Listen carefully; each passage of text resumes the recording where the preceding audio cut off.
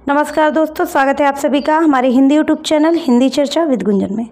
दोस्तों, आज हम जो पाठ्य पुस्तक का एक नया पाठ लेकर के आए हैं, उस पुस्तक का नाम है अंतराल। ये जो पुस्तक है ये कक्षा 12 में लगती है। NCERT बेस की है ये पुस्तक, CBSE पैटर्न की है। और ये जो किताब है ये BPSC शिक्षक भर्ती की तैयारी करने वाले सभी अभ्यर्थियों के लिए भी महत्वपूर्ण है। साथ ही साथ जो KVS की तैयारी कर रहे हैं, TGT PGT की, NVS की तैयारी कर रहे हैं, TGT PGT की, और जो छात्र छात्राएँ कक्षा 12 में पढ़ाई कर रहे हैं उन सभी के लिए बहुत महत्वपूर्ण है। और ये जो अंतराल पुस्तक है ये ऐच्छिक हिंदी विषय में जो 4 पुस्तकें चलती हैं, 4 पुस्तकों में जो ऐच्छिक हिंदी है उसके अंतर्गत के ये पाठ्य पुस्तक है और उसका एक नया पाठ हम लेकर आए हैं। और पाठ का नाम है, पहला पाठ का नाम है सूरदास की झोपड़ी। सूरदास की जो झोपड़ी ये नाम है पाठ का, ये मुंशी प्रेमचंद जी द्वारा लिखी हुई एक उपन्यास है, महत्वपूर्ण उपन्यास है जिसका नाम है रंगभूमि। ठीक है दोस्तों, उस रंगभूमि उपन्यास का एक अंश है ये, और इस अंश का नाम है सूरदास की झोपड़ी। और आपको यहाँ थोड़ी सी जानकारी देते चलें कि ये जो सूरदास की झोपड़ी कहानी है, यह एक सूरदास नाम का एक व्यक्ति है जो कि बहुत बूढ़ा हो चुका है और दृष्टिहीन भी है। उसकी कथा है ये। आइए देखते हैं आगे डिटेल में। दोस्तों, अगर आप मेरे चैनल पर नए हैं तो चैनल को सब्सक्राइब करना ना भूलें और वीडियो को पूरा ज़रूर देखें, क्योंकि इस वीडियो के माध्यम से हम ये पाठ तो आपको बताएंगे ही, पाठ के बारे में बताएंगे, पाठ को समझाएंगे, साथ ही साथ इसमें से संबंधित जो 10-15 प्रश्नोत्तरी बनेगी वह प्रश्नोत्तरी भी हम आपको करवाएंगे। इसलिए वीडियो पूरा ज़रूर देखिएगा। चलिए शुरू करते हैं पाठ। सूरदास की झोपड़ी प्रेमचंद के उपन्यास रंगभूमि का एक अंश है। एक दृष्टिहीन व्यक्ति जितना बेबस और लाचार जीवन जीने को अभिशप्त होता है, सूरदास का चरित्र ठीक इसके विपरीत है। सूरदास अपनी परिस्थितियों से जितना दुखी व आहत है, उससे कहीं अधिक आहत है भैरव और जगधर द्वारा किए जा रहे अपमान से, उनकी ईर्ष्या से। ये भैरव और जगधर जो है उसके गाँव के ही 2 व्यक्ति हैं जो कि उससे ईर्ष्या करते हैं और उसका निरंतर अपमान करने का प्रयास करते हैं, क्योंकि ये लोग उससे जितना अधिक सूरदास कमा लेता है बेचारा भीख मांग करके, उससे भी कम ये लोग कमा पाते हैं। और साथ ही साथ ईर्ष्या का कुछ और भी कारण है, आइए देखते हैं। भैरव की पत्नी सुभागी भैरव की मार के डर से सूरदास की झोपड़ी में छिप जाती है। कौन छुप जाती है? सुभागी। और ये भैरव की पत्नी है, छुप जाती है। और सुभागी को मारने भैरव सूरदास की झोपड़ी में घुस जाता है, किंतु सूरदास के हस्तक्षेप से वह उसे मार नहीं पाता। इस घटना को लेकर पूरे मोहल्ले में सूरदास की बदनामी होती है। जगधर और भैरव तथा अन्य लोग उसके चरित्र पर प्रश्न उठाते हैं। इस घटना से उसे इतनी आत्मग्लानि हुई कि वह फूट फूट कर रोया। भैरव को उकसाने और भड़काने में जगधर की प्रमुख भूमिका है। जगधर एक व्यक्ति है जो वो भी जो है सूरदास से काफ़ी ईर्ष्या करता है और वह भड़काने का कार्य करता है भैरव को, क्योंकि भैरव के मन में थोड़ी सी आत्मग्लानि, भैरव के मन में भी गुस्सा रहता है क्योंकि वह अपनी पत्नी को मार नहीं पाता है। सूरदास हस्तक्षेप कर देता है और सूरदास के यही हस्तक्षेप के कारण उसे बदनामी झेलनी पड़ती है सूरदास को। आगे देखते हैं। उसे ईर्ष्या इस बात की थी कि सूरदास चैन से रहता है। किसको? जगधर को। जगधर को इस बात से ईर्ष्या रहती है कि सूरदास चैन से रहता है, खाता पीता है, उसके चेहरे पर निराशा नहीं झलकती, जबकि जगधर को खाने कमाने के लाले पड़े हुए हैं। भैरव की बहुरिया सुभागी पर जगधर नज़र भी रखता है और सूरदास और सुभागी के संबंधों की चर्चा पूरे मोहल्ले में इतनी हुई कि भैरव अपने अपमान और बदनामी का बदला लेने की सोच बैठा।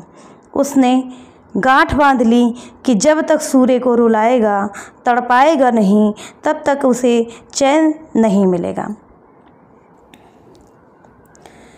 उसे लगा समाज में इतनी बदनामी तो हो ही गई, भोज भात बिरादरी को कहाँ से देगा। भैरव सूरदास पर नज़र रखने लगा। अंततः उसके रुपयों की थैली उठा ले गया और सूरदास की झोपड़ी में आग लगा दी। ठीक है, कौन उठा ले गया? भैरव। और आग भी जो है भैरव ने ही सूरदास की झोपड़ी में लगा दी। सूरदास के चरित्र की विशेषता यह है कि झोपड़ी के जला दिए जाने के बावजूद वह किसी से प्रतिशोध लेने में विश्वास नहीं करता, बल्कि पुनर्निर्माण में विश्वास करता है। किसमें? पुनर्निर्माण, यानी हम फिर से कार्य करेंगे। इसीलिए वह मिठुआ के सवाल, जो कोई 100 लाख बार झोपड़ी को आग लगा दे तो, के जवाब में दृढ़ता के साथ उत्तर देता है, तो हम भी 100 लाख बार बनाएंगे। क्या बनाएंगे? झोपड़ी।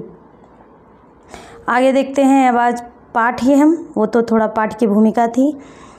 ठीक है दोस्तों, चलिए पाठ की ओर बढ़ते हैं। मुंशी प्रेमचंद जी की बहुत महत्वपूर्ण उपन्यास है सूरदास की झोपड़ी।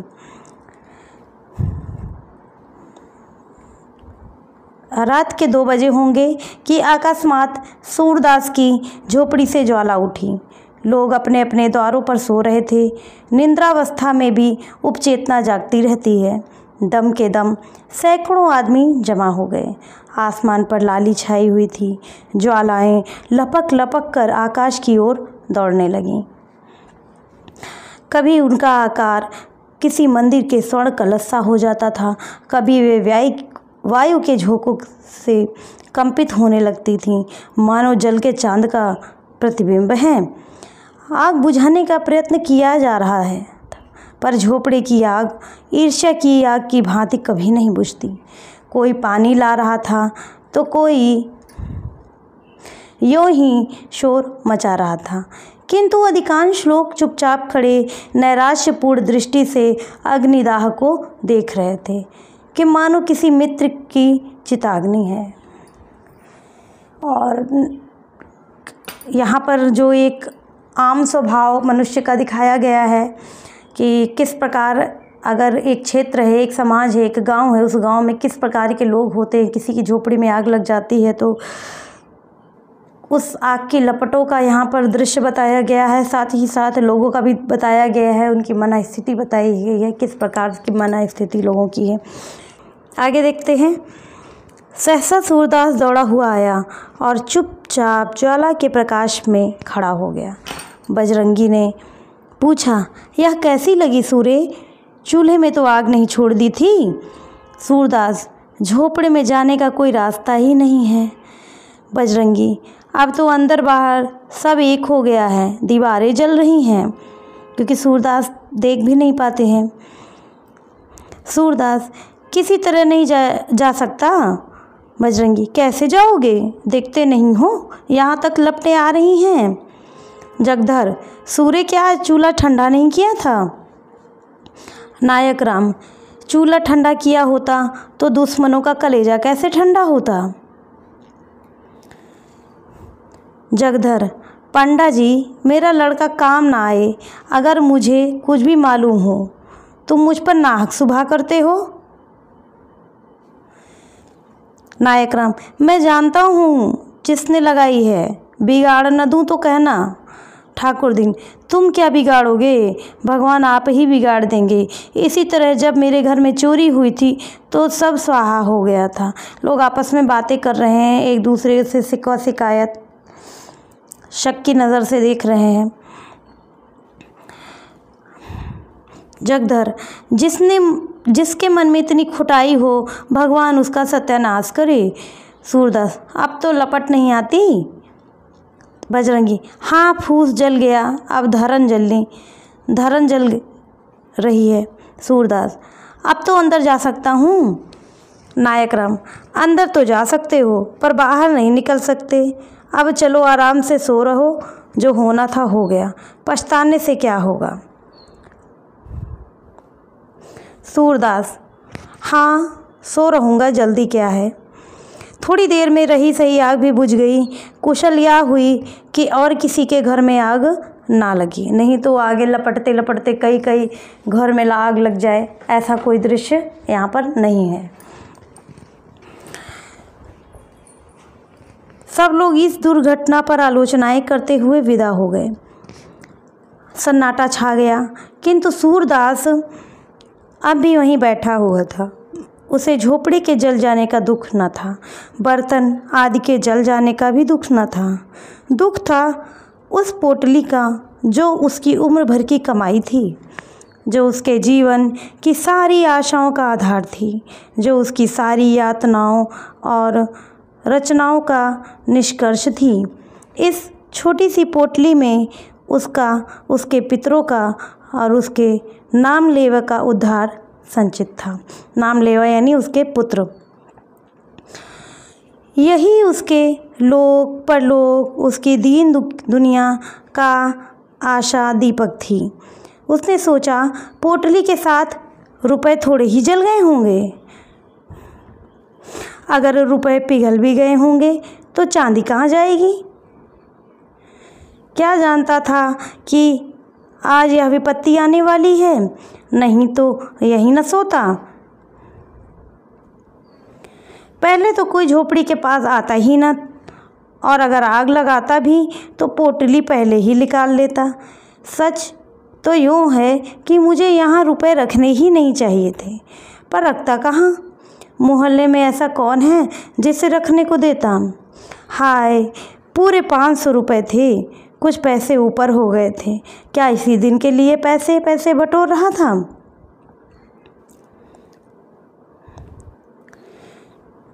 खा लिया होता तो कुछ तकसीम होती। क्या सोचता था और क्या हुआ। गया, जाकर पितरों को पिंडा देने का इरादा किया था। अब उनसे कैसे गला छूटेगा।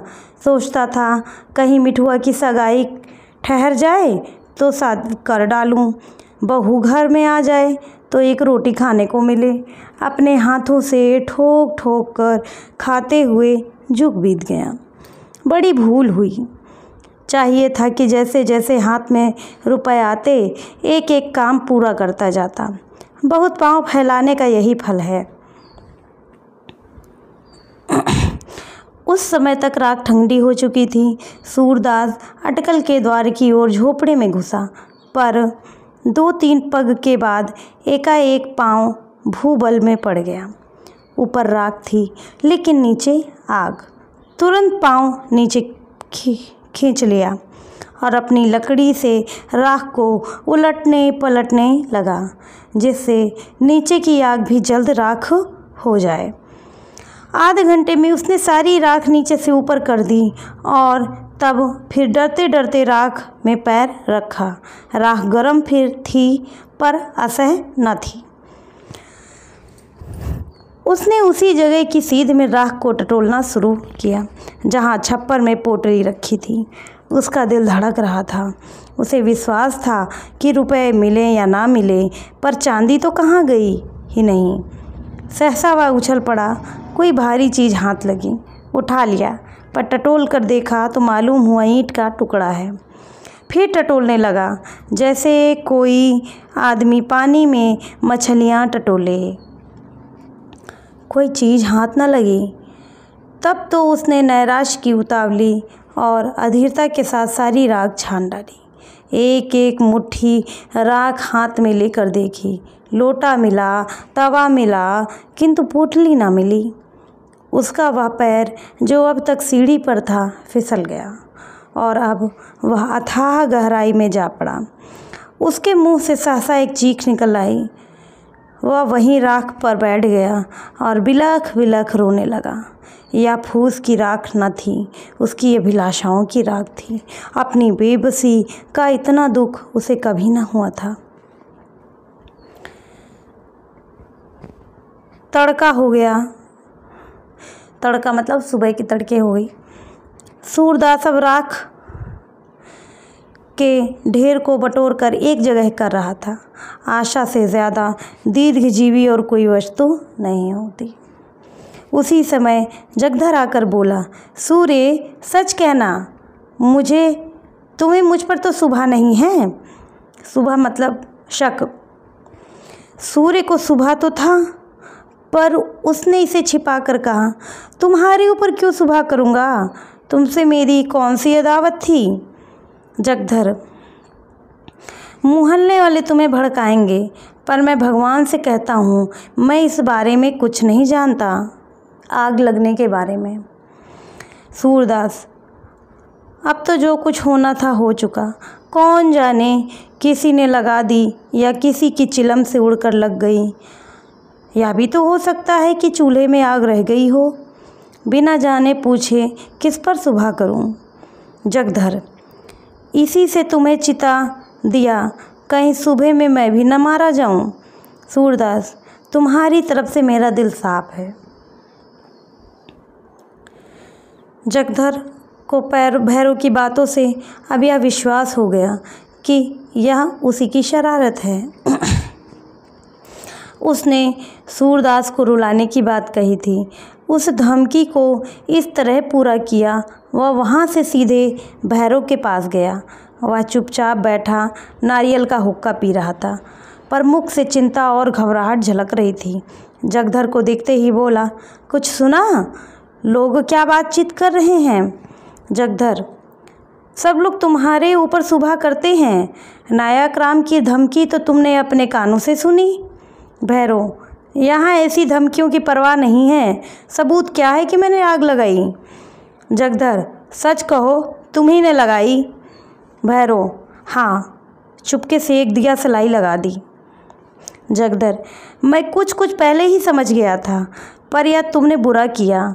झोपड़ी जलाने से क्या मिला, 2-4 दिन में फिर उसकी दूसरी झोपड़ी तैयार हो जाएगी।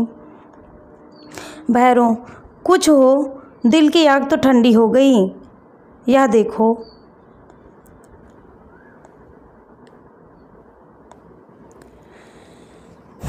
भैरव, कुछ हो, दिल की आग तो ठंडी हो गई, यह देखो। यह कहकर उसने एक थैली दिखाई जिसका रंग धुएं सा काला हो गया था। जगधर ने उत्सुक होकर पूछा, इसमें क्या है? अरे, इसमें तो रुपए भरे हुए हैं। भैरव, यह सुभागी को बहका ले जाने का जरीबाना है। जगधर, सच बताओ, ये रुपए कहाँ मिले?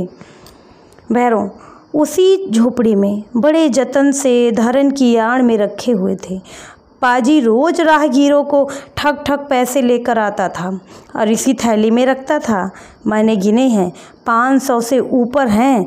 न जाने कैसे इतने रुपए जमा हो गए। बच्चों को इन्हीं रुपए की गर्मी थी, अब गर्मी निकल गई। अब देखो किस बल पर उछलते हैं। बिरादरी को भोज भात देने का सामान हो गया, नहीं तो इस वक्त कहाँ रुपए मिलते। आजकल तो देखते ही हो, बल मटेरों के मारे बिक्री कितनी मंदी है।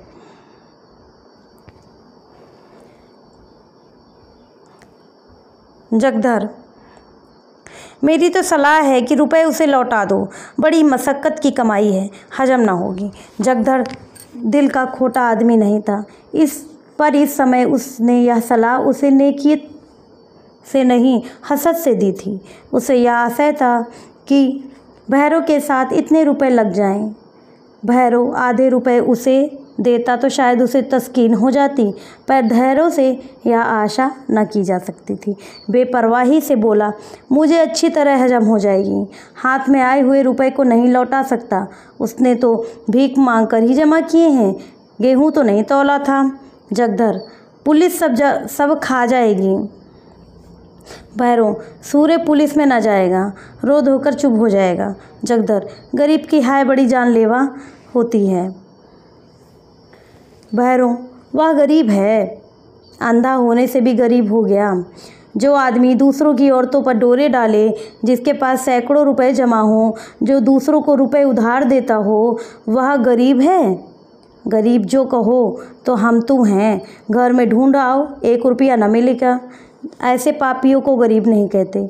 अब भी मेरे दिल का कांटा नहीं निकला, जब तक उसे रोते न देखूंगा। यह कांटा ना निकलेगा। जिसने मेरी आबरू बिगाड़ दी, उसके साथ जो चाहे करूं, मुझे पाप नहीं लग सकता। जगधर का मन आज खोंचा लेकर गलियों का चक्कर लगाने में न लगा। छाती पर सांप लौट रहा था। इसे दम के दम में इतने रुपए मिल गए, अब मौज उड़ाएगा। तकदीर इस तरह खुलती है। यहाँ कभी पड़ा हुआ पैसा भी ना मिला। पाप पुण्य की कोई बात नहीं है। मैं ही कौन दिन भर पुण्य किया करता हूँ। दमड़ी छदाम कौड़ियों के लिए टेनी मारता हूँ, बाट खोटे रखता हूँ, तेल की मिठाई को घी कहकर बेचता हूँ। ईमान गंवाने पर भी कुछ नहीं लगता। जानता हूँ यह बुरा काम है, पर बाल बच्चों को पालना भी तो ज़रूरी है। इसने ईमान खाया तो कुछ लेकर खोया। गुनाह बेलज्जत नहीं रहा। आप 2-3 दुकानों का और ठेका ले लेगा। ऐसा ही कोई माल मेरे हाथ भी पड़ जाता तो जिंदगानी सफल हो जाती। यहाँ पर सब लालच में पड़े हुए हैं। जगधर के मन में ईर्ष्या का अंकुर जमा। वह भैरव के घर से लौटा तो देखा कि सूरदास राख को बटोर कर उसे आटे की भांति गूंथ रहा है। सारा शरीर भस्म से ढका हुआ है और पसीने की धारें निकल रही। बोला, सूर्य क्या ढूंढते हो? सूरदास, कुछ नहीं, यहाँ रखा ही क्या है? यही लोटा तवा देख रहा था। जगधर, और वह थाली किसकी है जो भैरव के पास है? सूरदास चौंका। क्या इसीलिए भैरव आया था? ज़रूर यही बात है। घर में आग लगाने के पहले रुपए निकाल लिए होंगे। लेकिन अंधे भिखारी के लिए दरिद्रता इतनी लज्जा की बात नहीं है जितना धन। सूरदास जगधर से अपनी आर्थिक हानि को गुप्त रखना चाहता था। वह गया जाकर पिंड दान करना चाहता था, मिठुआ का ब्याह करना चाहता था, कुआं बनवाना चाहता था, किंतु इस ढंग से कि लोगों को आश्चर्य हो कि इसके पास रुपए कहाँ से आ गए। यही समझे कि भगवान दीन जनों की सहायता करते हैं। भिखारियों के लिए धन संचय पाप संचय से कम अपमान की बात नहीं है। बोला, मेरे पास थैली वैली कहाँ होगी किसी की? थैली होती तो भीख मांगता। जगधर, मुझसे उड़ते हो? भैरव मुझसे स्वयं कह रहा था कि झोपड़ी में धरन के ऊपर थैली मिली, 500 रुपये से भी कुछ बेसी है। सूरदास, वह तुमसे हंसी करता होगा। 5.5 रुपये तो कभी जुड़े नहीं, 550 कहाँ से आते? इतने में सुभागी वहाँ आ पहुँची। रात भर मंदिर के पिछवाड़े अमरूद के बाग में छिपी बैठी थी। वह जानती थी आग भैरव ने लगाई है। भैरव ने उस पर जो कलंक लगाया था उसकी उसे विशेष चिंता न थी, क्योंकि वह जानती थी किसी को इस पर विश्वास न आएगा। लेकिन मेरे कारण सूरदास का यूँ सर्वनाश हो जाए, इसका उसे बड़ा दुख था। वह इस समय उसको तस्कीन देने आई थी। जगधर को वहाँ तस्कीन का मतलब ढांढस बंधाने आई थी, सहारा देने आई थी। जगधर को वहाँ खड़े देखा तो झिझकी, भय हुआ, कहीं यह मुझे पकड़ न ले। जगधर को वह भैरव का ही दूसरा अवतार समझती थी। उसने प्रण कर लिया था कि अब भैरव के घर न जाऊंगी, अलग रहूंगी और मेहनत मजदूरी करके जीवन का निर्वाह करूंगी। यहाँ कौन लड़के रो रहे हैं? एक मेरा ही पेट उसे भारी है ना। अब अकेले ठोकें और खाएं और बुढ़िया के चरण धो धो कर पिएं। मुझसे तो यह नहीं हो सकता। इतने दिन हुए इसने कभी अपने मन के धेले का सिंदूर भी न दिया होगा, तो मैं क्यों उसके लिए मरूं? वह पीछे लौटना ही चाहती थी कि जगधर पुकारा, सुभागी कहाँ जाती है? देखिए अपने खमस की करतूत। बेचारे सूरदास को कहीं का न रखा। खमस नहीं, सॉरी, खसम पति को कहते हैं। सुभागी ने समझा मुझे झांसा दे रहा है, मेरे पेट की थाह लेने के लिए जाल फेंका है। व्यंग से बोली, उसकी गुरी तो तुम ही हो, तुम ही ने मंत्र दिया होगा। जगधर, हाँ यही मेरा काम है। चोरी डाका सिखाऊं तो रोटियां क्यों कर चलें। जब तक समझता था भला आदमी है, साथ बैठता था, हंसता बोलता था, लेकिन आज से कभी उसके पास बैठते देखा तो कान पकड़ लेना। जो आदमी दूसरों के घर में आग लगाए, गरीबों के रुपए चुरा ले जाए, वह अगर बेटा भी हो तो उसकी सूरत न देखूं। सूरदास ने न जाने कितने जतन से 500 रुपये बटोरे थे, वह सब उड़ा ले गया। कहता हूँ लौटा दो तो लड़ने को तैयार होता है। सूरदास, फिर वही रट लगाए जाते हो। कह दिया ना कि मेरे पास रुपए नहीं थे, कहीं और जगह से मांग कर लगाया होगा। मेरे पास 500 रुपये होते तो चैन की बंसी न बजाता, दूसरों के साथ सामने हाथ क्यों पसारता। जगधर, सूर्य, अगर तुम भरी गंगा में कहो कि मेरे रुपए नहीं हैं तो भी मैं न मानूंगा। मैंने अपनी आंखों से वह थैली देखी है। भैरव ने अपने मुंह से कहा कि यह थैला झोपड़े के धरन के ऊपर मिली। तुम्हारी बात कैसे मान लूँ। सुभागी, तुमने थैली देखी है। जगधर, हाँ देखी, नहीं तो क्या झूठ बोल रहा हूँ। सुभागी, सूरदास सच सच बता दो, रुपए तुम्हारे हैं। सूरदास, पागल हो गई है क्या, इनकी बातों में आ जाती है। भला मेरे पास रुपए कहाँ से आते। जगधर, इनसे पूछ, रुपए ना थे तो इस घड़ी राग बटोर कर क्या ढूंढ रहे थे। सुभागी ने सूरदास के चेहरे की तरफ अन्वेषण की दृष्टि से देखा। उसकी उस बीमार की सी दशा थी जो अपने प्रियजनों की तस्कीन के लिए अपनी असह्य वेदना को छिपाने का असफल प्रयत्न कर रहा हो। जगधर के निकट आकर बोली, रुपए जरूर थे, इसका चेहरा कह देता है। जगधर, मैंने थैली अपनी आंखों से देखी है। सुभागी, आप चाहे वह मुझे मारे या निकाले, पर रहूँगी उसी के घर। कहाँ कहाँ थैली को छिपाएगा, कभी तो मेरे हाथ लगेगी। मेरे कारण ही इस पर विपत पड़ी है, मैंने ही उजाड़ा है, मैं ही बसाऊंगी।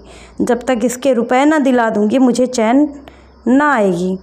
यह कहकर वह सूरदास से बोली, तो अब रहोगे कहाँ। सूरदास ने यह बात न सुनी। वह सोच रहा था, रुपए ही तो कमाए थे, क्या फिर नहीं कमा सकता। यही न होगा जो काम इस साल होता वह कुछ दिनों के बाद होगा। मेरे रुपए थे ही नहीं, शायद उस जन्म में मैंने भैरव के रुपए चुराए होंगे या उसी का दंड मिला है। मगर बेचारी सुभागी का अब क्या हाल होगा। भैरव उसे अपने घर में कभी न रखेगा। बेचारी कहाँ कहाँ मारी मारी फिरेगी।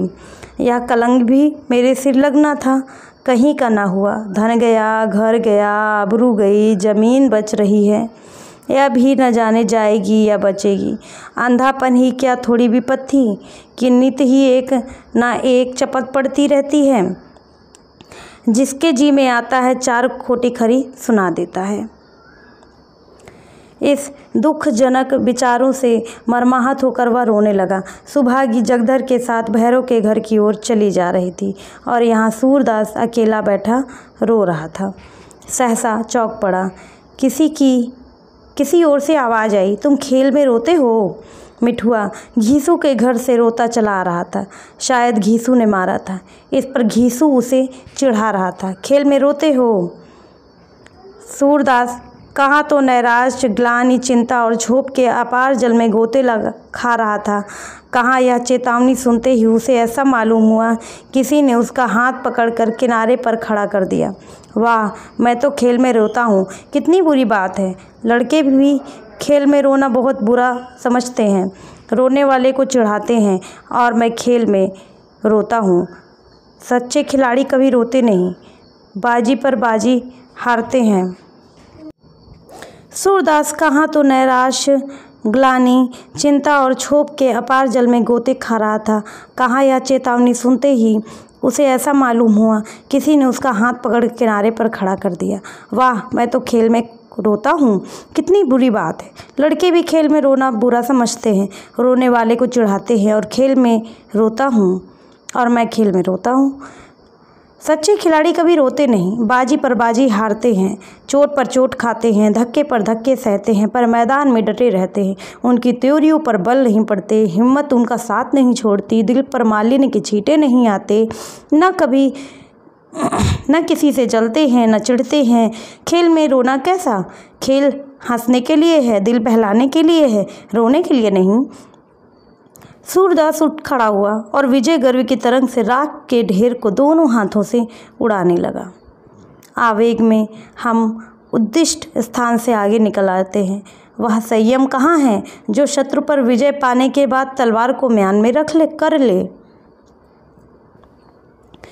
एक क्षण में मिठुआ, घीसू और मोहल्ले के 20 लड़के आकर इस भस्म स्तूप के चारों ओर जमा हो गए और मारे प्रश्नों के सूरदास को परेशान कर दिया। उसे राख फेंकते देखकर सबों को खेल हाथ आ गया। राख की वर्षा होने लगी। दम के दम से सारी राख बिखर गई। भूमि पर केवल काला निशान रह गया। मिठुआ ने पूछा दादा अब हम रहेंगे कहाँ? सूरदास दूसरा घर बनाएंगे। मिठुआ और कोई फिर आग लगा दे? सूरदास तो फिर बनाएंगे। मिठुआ और फिर लगा दे? सूरदास तो हम फिर भी बनाएंगे।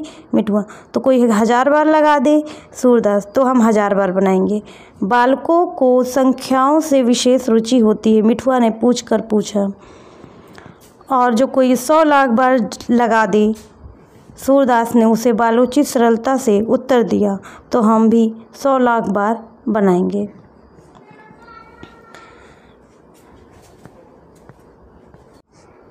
दोस्तों ये पाठ कंप्लीट हो गया और इससे संबंधित कुछ प्रश्न देख लेते हैं कि कौन कौन से प्रश्न एग्ज़ाम की दृष्टि से महत्वपूर्ण हो सकते हैं। तो जैसे कि आपने अगर एक बार भी इस पाठ को पूरा पढ़ रखा है तो इतना मुश्किल नहीं होता है किसी भी प्रश्न का उत्तर देने के लिए। और यहाँ पर अभी हम जो है प्रश्न को ही पाठ को ही पढ़ रहे थे। इस पाठ के माध्यम से हमें पता चल गया है कि झोपड़ी किसकी थी और सूरदास क्या था, सूरदास कौन था। सूरदास दृष्टिविहीन था, ठीक है। और साथ ही साथ भैरव कौन था और जगधर कौन था। इस प्रकार के बहुत सारे प्रश्न जो आपको नहीं पता होते हैं तो वो जब हम पाठ पढ़ लेते हैं तो वो आसानी से समझ में आ जाते हैं। साथ ही साथ जो कुछ प्रश्न इससे बन सकते हैं उन पर एक बार नज़र देख लेते हैं कि कौन कौन से प्रश्न बन सकते हैं। पहला प्रश्न तो यही बनेगा कि सूरदास की जो झोपड़ी पाठ का नाम है यह प्रेमचंद के किस उपन्यास का अंश है, ठीक है। तो किस उपन्यास का अंश है?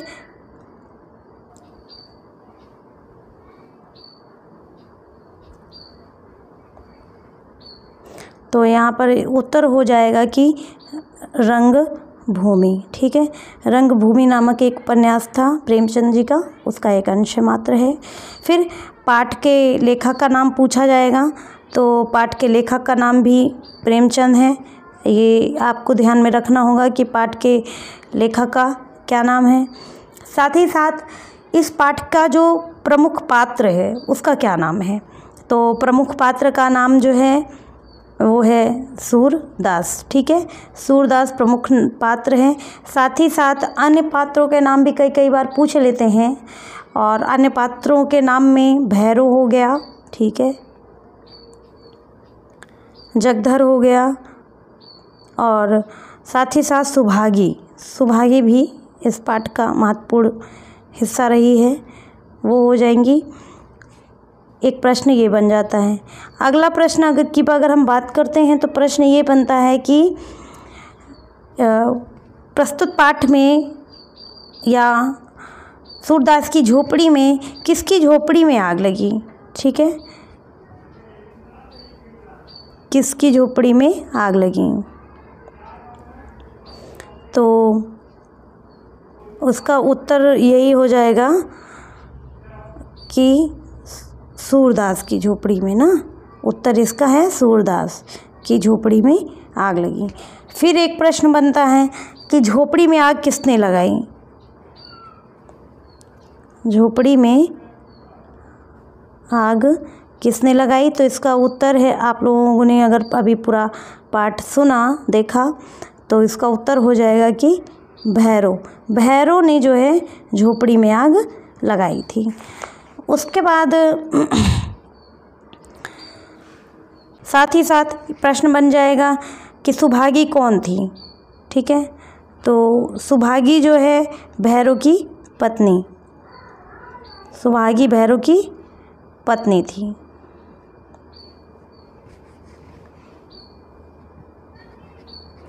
साथ ही साथ एक प्रश्न और बनता है कि सूरदास किस प्रकार का व्यक्ति है?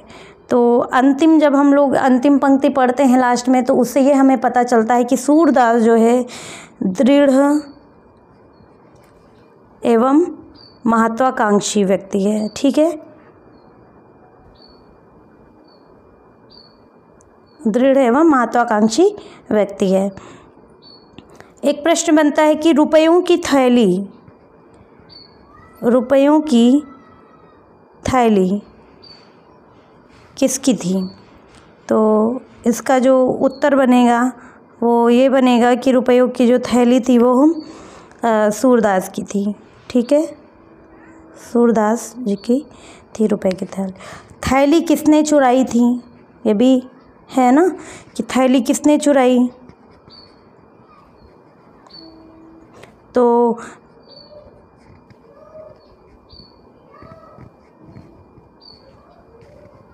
उत्तर हो जाएगा इसका कि भैरव ने थैली चुराई थी। फिर प्रश्न आता है कि थैली में कितने रुपए थे। ठीक है, थैली में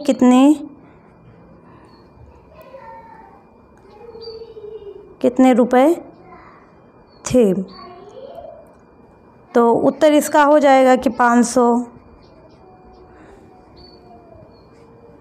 रुपए थे। यही सारे जो कुछ महत्वपूर्ण प्रश्न हैं ये आपके एग्ज़ाम में आ सकते हैं। इतने प्रश्न अगर आप तैयार कर लेते हैं तो आपका कोई भी प्रश्न ऐसा नहीं है कि आपका गलत होगा, और इससे ज़्यादा कोई प्रश्न नहीं आएगा इस पार्ट से। और आप लोग वीडियो 1-2 बार और देख लीजिएगा, आपको कंठस्थ हो जाएगा पूरा पाठ। और वीडियो कैसा लगा ज़रूर बताइएगा। पूरा वीडियो देखने के लिए बहुत बहुत धन्यवाद।